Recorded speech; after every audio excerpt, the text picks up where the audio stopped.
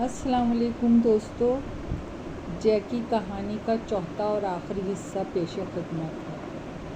رات 10 بجے سر اٹھایا۔ دن میں لنچ بھی کام کرتے ہوئے کھایا تھا اور اسی لیے لنچ میں برگر منگوا لیا تھا۔ ایک ہاتھ میں برگر تھا اور دوسرے ہاتھ سے فائل کے صفحات پلٹتا جا رہا تھا۔ اذیت تو بہت اٹھائی مگر 10 بجے تمام کام مکمل ہو گیا۔ آفس کے دوسرے لوگ تو ہلکے پھلکے ہو کے جا چکے تھے۔ باس بیٹھے ہوئے تھے، انہیں رپورٹ کی، چھٹی کی درخواست دی اور انہیں بتایا کہ میں کل لاہور روانہ ہو رہا ہوں۔ پھر گھر کے لیے نکل گیا۔ حسب سابق آج بھی راستے میں کوئی نہیں تھا۔ سہما سکڑا گھر کی طرف جا رہا تھا، سوچ رہا تھا آج کے بعد اس اذیت ناک ماحول سے نجات مل جائے گی، لاہور جا کے اعصاب کی کشیدگی بھی کم ہوگی، پھر تو 8 بجے سے پہلے ہی گھر آنا پڑے گا۔ یہ سب سوچتے ہوئے سب کچھ ذہن سے نکل گیا۔ خیال آیا کہ ضرور بڑے میاں نے کتے کی کلاس لی ہوگی اور گھر سے نکلنے پہ پابندی لگا دی ہوگی کہ کیونکہ رات کو آوارہ گردی کرتا ہے۔ موڑ پہ پہنچ کے میں ہلکے سروں میں سیٹی بجاتا ہوا گھر کے دروازے پہ پہنچ گیا۔ چابی نکالی، تالا کھولا اور اچھل پڑا۔ وہ اگلے دونوں پاؤں کھڑے کیے ٹانگوں پر بیٹھے اپنی ہری ہری آنکھوں سے مجھے گھور رہا تھا۔ تم اندر کیسے آئے؟ میں نے گھبرا کے بلند آواز میں کہا۔ پھر پلٹ کے کھڑکی کو دیکھا، وہ بند تھی۔ اس دروازے اور کھڑکی کے سوا اندر آنے کا راستہ بھی نہیں تھا۔ چاروں طرف کی دیواریں بھی اونچی تھیں اور ان پر شیشے کے ٹکڑے لگے ہوئے تھے۔ کھڑکی میں بھی گرل لگی ہوئی تھی، لیکن اگر وہ کھلی رہ گئی ہوتی تو میں ضرور سوچتا کہ وہ اسی کے راستے اندر آیا ہوگا۔ اس نے میری بات کا کوئی جواب نہیں دیا، بس جگہ پر بیٹھا تھا وہاں سے ذرا سا سرک کے دوسری طرف جا بیٹھا اور سفید کاغذ مجھے صاف نظر آ گیا جو اس کے نیچے دبا ہوا تھا۔ میں خوف زدہ ہو گیا تھا، مگر اس کتے سے نہیں بلکہ کسی انہونی سے۔ میں نے جھک کے وہ کاغذ اٹھایا۔ کسی نے گھسیٹتی ہوئی رائٹنگ میں لکھا تھا، اس کے ساتھ چلے آؤ۔ نیچے کوئی نام نہیں تھا۔ اصولاً تو مجھے اس ہدایت پہ قطعاً عمل نہیں کرنا چاہیے تھا، مگر میں بے وجہ ہی بے چین ہو گیا تھا۔ کتا اٹھ کر کھڑا ہوا تھا اور غالباً میرے چلنے کا منتظر تھا۔ اس وقت ذہن میں کوئی منفی بات نہیں آئی، بلکہ ان بڑے میاں کا چہرہ نگاہوں میں گم گیا۔ کیا بات ہے جیکی؟ بڑے صاحب تو ٹھیک ہے نا؟ میں نے بے اختیار پوچھا اور جیکی کی آنکھوں سے آنسو ٹپ ٹپ گرنے لگے۔ میں بھونچکا رہ گیا۔ چلو، میں دروازے کی طرف پلٹ گیا۔ جیکی یہ سنتے ہی مجھ سے آگے نکل کے باہر کھڑا ہو گیا۔ میں نے دروازے کو لاک کیا اور اس کے ساتھ چل پڑا۔ وہ آگے آگے چل رہا تھا اور بار بار پلٹ کے یوں مجھے دیکھتا جیسے شک ہو کہ میں پیچھے سے چپکے سے غائب ہو جاؤں گا۔ مجھے بالکل خیال نہیں آیا کہ رات کے 11:30 بج رہے ہیں اور میں کہاں جا رہا ہوں، کب لوٹوں گا، کچھ احساس نہیں تھا۔ بس میں کسی معمول کی طرح جیکی کے پیچھے چل رہا تھا۔ اچانک کوئی گاڑی میرے قریب سے گزری تو میں چونکا۔ تبھی مجھے آوازوں نے گھیر لیا۔ رکشے کی آواز، ٹیکسیوں کی آواز، سامنے کے ہوٹل میں برتن کی آواز جو لڑکا دھو رہا تھا، کرسیاں الٹ کے رکھنے کی آواز جو ہوٹل بند ہونے کی وجہ سے رکھی جا رہی تھی۔ میں نے حیران ہو کے اپنے چاروں طرف دیکھا۔ زندگی کے اس جھمیلے کو دیکھا تو بری طرح اچھل پڑا۔ یہ وہ جگہ نہیں تھی، یہ وہ علاقہ نہیں تھا۔ میرا علاقہ تو آسیب زدہ سا تھا، ویران اور اجاڑ، اور اس وقت میں شہر کے کسی پر رونق علاقے سے گزر رہا تھا اور جیکی اب بھی میرے آگے چل رہا تھا۔ اب وہ مین روڈ سے ہٹ کر ایک گلی کی طرف جا رہا تھا۔ میرا بدن پسینے میں شرابور ہو گیا۔ میرے چاروں طرف لوگ آ جا رہے تھے، مگر کسی کو بھی احساس بھی نہ تھا کہ میں ان کے درمیان گزرنے والے اس آدمی پہ کیا گزر رہی ہے۔ وہ کیسا عجیب و غریب واقعے سے دوچار ہو رہا ہے، یا اس کے آگے آگے ہلکے دوڑنے والا یہ کتا کیا چیز ہے؟ یہ اسے کہاں سے کہاں لے آیا اور کیسے لے آیا؟ میں کسی سے کچھ کہہ بھی نہیں سکتا تھا۔ اگر کچھ کہتا تو لوگ مجھے پاگل سمجھتے۔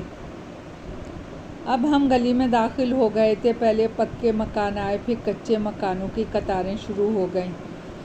روشنی کم ہونے لگی، تاریکی بڑھنے لگی۔ سڑکیں ٹوٹی ہوئی کچی پگڈنڈیوں میں تبدیل ہو گئی تھیں۔ اونچا نیچا راستہ اور تاریکی کی وجہ سے میری رفتار بھی کم ہو گئی تھی۔ اچانک جیکی ایک تاریک مکان کے دروازے پہ رک گیا۔ اس نے سر کے دباؤ سے دروازہ کھولا، پھر مجھے یوں دیکھا جیسے اندر آنے کو کہہ رہا ہو۔ میں اندر داخل ہو گیا۔ اندر اندھیرا تھا۔ میں نے ماچس جلائی، سامنے ہی لالٹین رکھی تھی۔ میں نے آگے بڑھ کے لالٹین جلائی، پھر جب روشنی پھیلی تو میرا خون خشک ہو گیا۔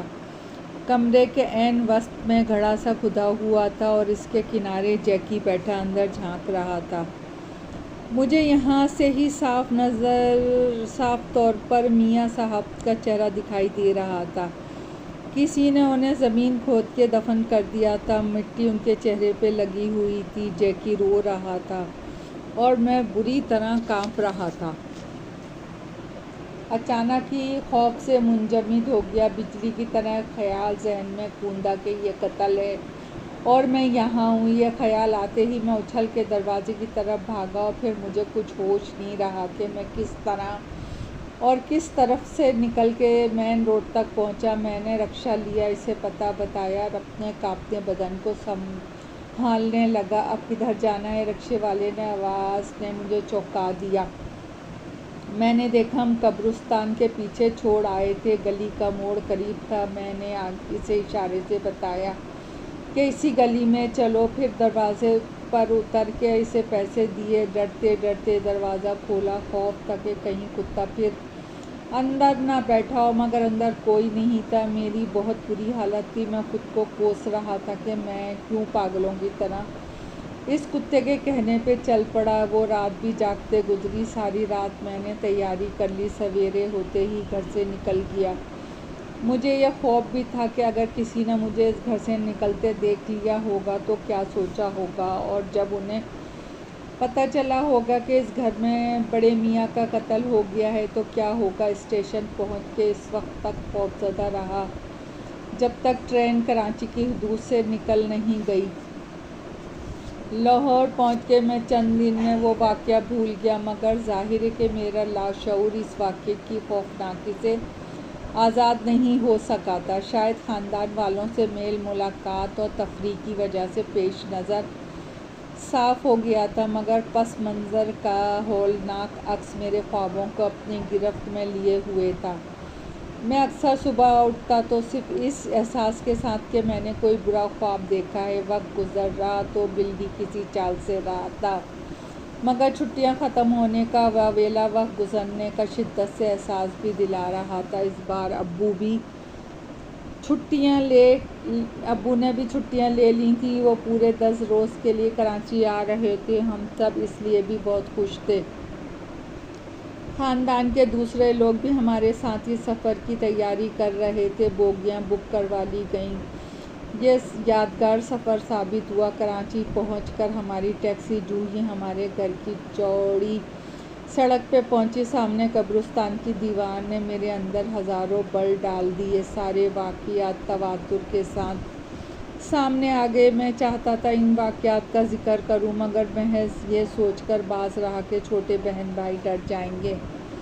مکان ذاتی نہ ہوتا تو میں پہلی ترجیح علاقہ بدلنے کو دیتا۔ ہمیں لاہور سے آئے چند ہی گھنٹے ہوئے تھے کہ اچانک فون کی گھنٹی بجی۔ دوسری طرف میرا کولیگ محمود تھا۔ محمود نے جب میری آواز سنی تو ایک دم پھوٹ پھوٹ کے رو دیا۔ میں بھونچکا رہ گیا۔ کیا ہوا؟ کیا ہو گیا ہے؟ میں بے ساختہ چیخ پڑا، علی وہ ناصر! کیا ہوا ناصر کو؟ میرا دل جیسے کسی نے مٹھی میں لے کر بھیج دیا تھا۔ وہ جس روز تم لاہور کے لیے روانہ ہوئے آفس آیا تھا۔ ہمیں تو پتہ ہی نہیں تھا کہ تم لاہور جا چکے ہو۔ باس اس دن آفس نہیں آئے تھے۔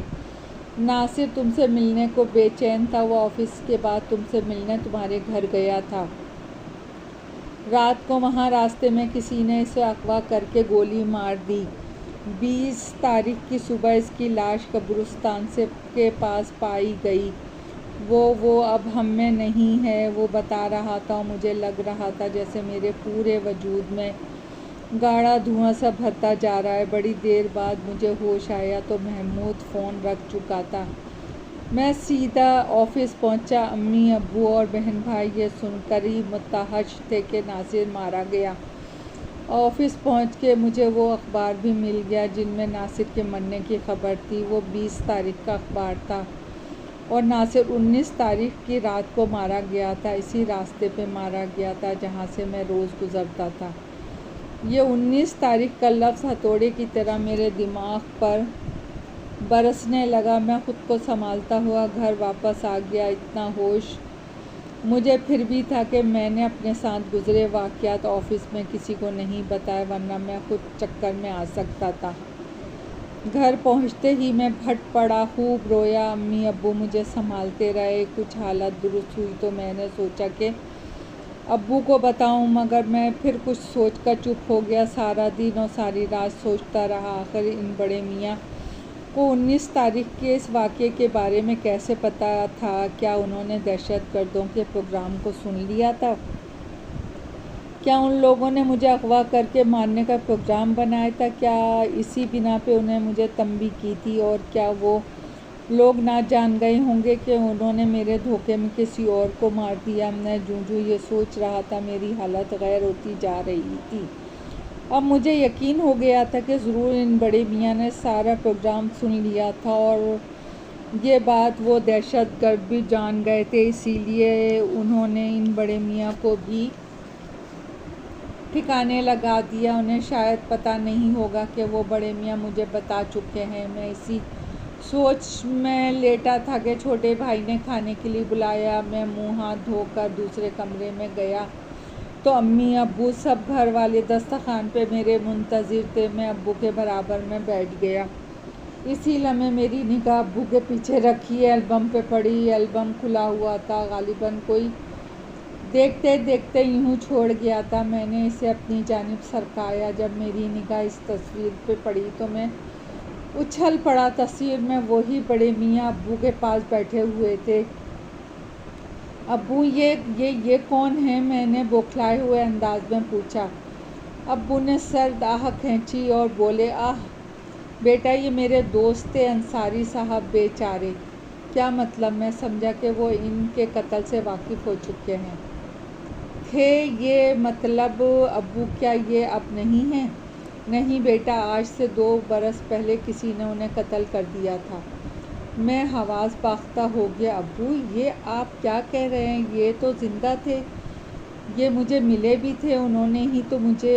میں چکرا کے رہ گیا، حلق خشک ہو گیا اور میں نے سر کو دونوں ہاتھوں سے تھام لیا۔ امی اور ابو اور سب میری طرف متوجہ ہو گئے۔ تب میں نے شروع سے آخر تک انہیں ساری داستان سنا دی۔ ابو نے اسے حیرت اور دلچسپی سے سنا، پھر بتایا کہ ان کا کتا جیکی بھی تھا، مگر اس کتے کو بھی نامعلوم لوگوں نے انہی کے ساتھ گولی مار کے ان کے کمرے ہی میں دفنا دیا تھا۔ آج میں سوچتا ہوں اگر ان کا کتا مجھے اس روز اپنے ساتھ بڑے میاں کے گھر لے کر جا کر وہ لاش نہ دکھاتا تو شاید میں حواس باختہ ہو کے لاہور کا سفر کم سے کم اسی روز نہ کرتا، کیونکہ میں بہت تھکا ہوا تھا۔ شاید ایک دن اور ٹال دیتا اور اگلے روز 19 تاریخ تھی، ناصر کی جگہ میں ہو سکتا تھا۔ کاش میں نے فون کر کے ناصر کو بتا دیا ہوتا کہ میں لاہور جا رہا ہوں، تو شاید یہ خوفناک واقعہ رونما نہ ہوتا اور میاں صاحب کا بھی مقصد پورا ہو جاتا۔ مگر پتہ نہیں، شاید یہی میری نہیں ناصر کی موت لکھی تھی۔ مجھے بچا لیا گیا اور موت نے ناصر کو اتنے عرصے بعد اس راستے پہ ڈال دیا جہاں اپنا جال بچھا رکھا تھا۔ آج بھی میں اسی گھر میں رہتا ہوں، اسی راستے سے گزرتا ہوں اور اکثر رات کو بھی گزرتا ہوں۔ حالات بھی ویسے ہی ہیں، بلکہ اور زیادہ خراب ہو چکے ہیں، مگر میرا ایمان اور پختہ ہو چکا ہے کہ جو خدا نے لکھ دیا ہے ویسا ہی ہوگا۔ دوستو، کہانی پسند آئی ہو تو لائک اور سبسکرائب کیجیے گا۔ آپ کی دعاؤں کی طلبگار۔